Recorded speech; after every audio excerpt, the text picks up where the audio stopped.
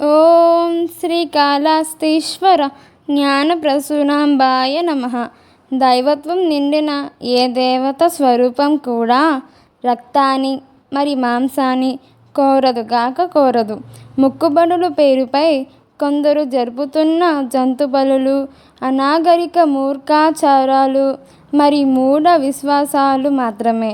ఈ భూమిపై ఎవరిచే ఏ జీవి హింసించబడినా లేదా చంపబడినా వాటి వేదన వారికి శాపంగా మారుతుంది.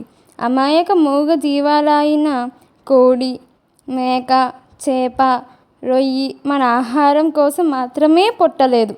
మనలాగే అవి కూడా వాటి ఆత్మ పరిణామం కోసం పుట్టిన జీవులే. కనుక ప్రతి జీవికి కూడా మనలాగే ఈ భూమిపై స్వేచ్ఛగా జీవించే హక్కు ఉంది.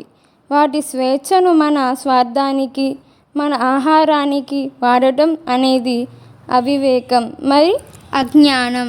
ఈ అజ్ఞానాల నుంచి బయటపడి పక్షి జాతి మరి జంతు జాతులను స్వేచ్ఛగా బ్రతకనిస్తూ ప్రకృతి సమతుల్యతను కాపాడుదాం. తద్వారా మానవాళి మనుగడకు పాటుపడదాం.